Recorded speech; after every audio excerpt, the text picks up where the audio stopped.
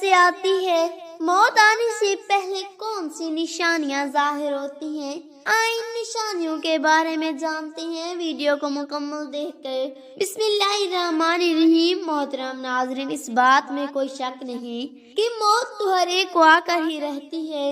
کسی کو اچانک موت آتی ہے، مثلا کسی حادثے کے سبب یا قدرتی آفات کے سبب، جن میں زلزلے، سیلاب، آندھی، طوفان اور دوسرے وبائی امراض شامل ہیں۔ تو کسی کو بیماری میں، تو کسی کو گھر کے بستر میں، تو کسی کو مسجد میں۔ موت سے انکار نہیں کیا جا سکتا۔ موت کسی کی ٹلتی نہیں۔ جب اس کا وقت آ جائے تو چاہے بادشاہ ہو یا غلام، امیر ہو چاہے فقیر، سفیر ہو چاہے مشیر، یہ کسی کو نہیں بخشتی۔ چاہے زمین کے اندر چھپ جائیں یا آسمان کی وسطوں میں محفوظ ہو جائیں، لیکن موت جو ہے جب اس کا وقت آ جائے تو آ کر ہی رہتی ہے۔ ہر شخص کی زندگی مقرر ہے، اس میں نہ کمی ہو سکتی ہے نہ زیادتی۔ جب وقت پورا ہو جاتا ہے تو ملک الموت، موت کا فرشتہ یعنی اسرائیل علیہ السلام قبض روح کے لیے آتے ہیں اور اس کی جان نکال لیتے ہیں۔ اس کا نام موت ہے۔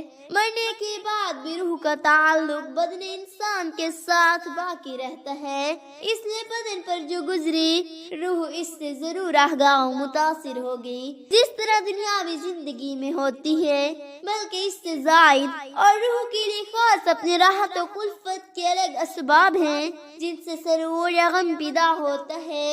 روحوں کو رہنے کے لیے مقامات مقرر ہیں، نیکیوں کے لیے علیحدہ، بدو کے لیے علیحدہ، مگر کہیں ہوں اپنے جسم سے ان کا تعلق بدستور باقی رہتا ہے۔ قبر پر آنے جانے والوں کو دیکھتے، پہچانتے اور ان کی بات سنتے ہیں۔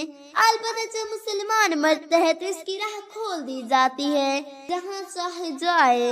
اس کی مثال حدیث میں یہ فرمائی گئی ہے کہ ایک تائز پہلے کفس میں بند تھا، اب آزاد کر دیا گیا، اور کافروں کی روح کو کہیں جانے آنے کا اختیار نہیں کہ قید ہے۔ موت کے معنی ہے روح کا جسم سے جدا ہو جانا، نہ یہ کہ روح مر جاتی ہے۔ جو روح کو فنا مانے وہ بد مذہب و گمراہ ہے۔ جب مردے کو قبر میں دفن کرتے ہیں اس وقت اس کو قبر دباتی ہے۔ اگر وہ مسلمان ہے تو اس کا دبانا ایسے ہوتا ہے جیسے ماں پیار میں اپنے بچے کو زور سے چپٹا لیتی ہے، اور اگر کافر ہے تو اسے زور سے دباتی ہے کہ ادھر کی پسلیاں ادھر اور ادھر کی ادھر ہو جاتی ہیں۔ جب دفن کرنے والے دفن کر کے واپس ہوتے ہیں تو مردہ ان کے جوتوں کی آواز سنتا ہے۔ اس وقت اس کے پاس دو فرشتے اپنے بڑے بڑے دانتوں سے زمین کو چیرتے آتے ہیں۔ ان کی شکلیں ڈراؤنی، آنکھیں دیگ کے برابر، سیاہ اور نیلی، بدن کا رنگ سیاہ اور بال سر سے پاؤں تک، غرض ہی بدناک صورت کا سامنا ہوتا ہے۔ وہ مردے کو جھڑک کر اٹھاتے ہیں اور نہایت سختی کے ساتھ اس سے 3 سوال کرتے ہیں: تیرا رب کون ہے؟ تیرا دین کیا ہے؟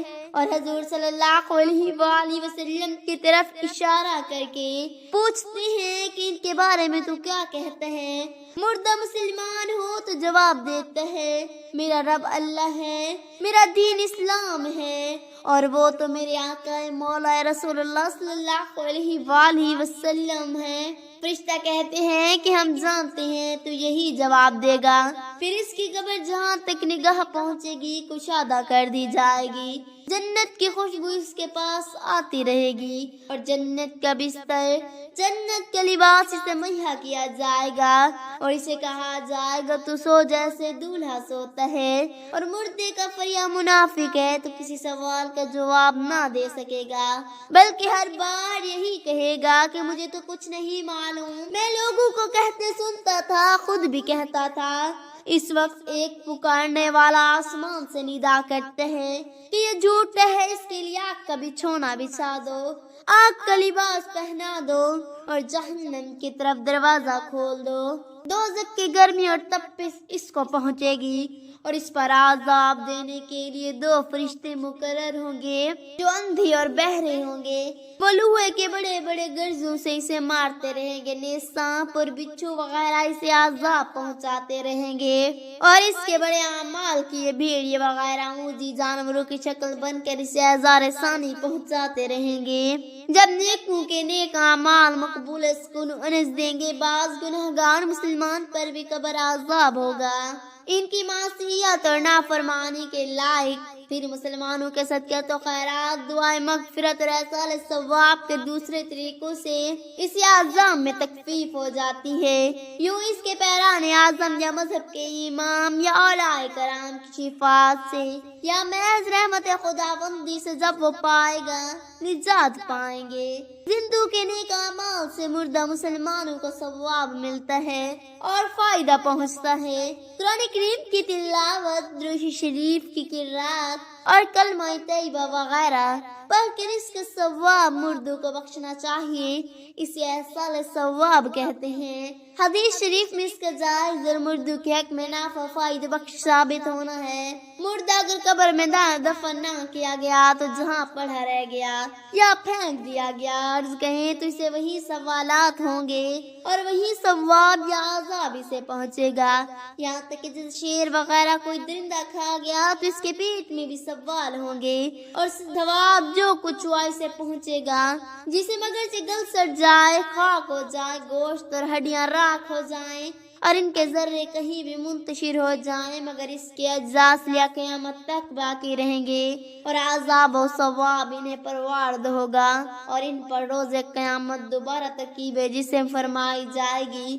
اور روح کا اعادہ اسی جسم میں ہوگا، نہ کہ جسم دیگر میں۔ اس کا نام حشر ہے۔ عذاب و تنعیم، قبر حق کے ان کا انکار وہی کرے گا کہ جسم دیگر میں، اس کی کا نام ہے حشر۔ عذاب و تقیم، قبر حق کے اور ان کا انکار وہی کرے گا جو گمراہ ہوگا۔ دعا ہے کہ اللہ رب عزت ہمیں موت سے پہلے موت کی تیاری کرنے کی توفیق عطا فرمائے اور ہمیں نیک صالح اعمال کرنے کی طاقت اور توفیق عطا فرمائے، آمین یا رب العالمین۔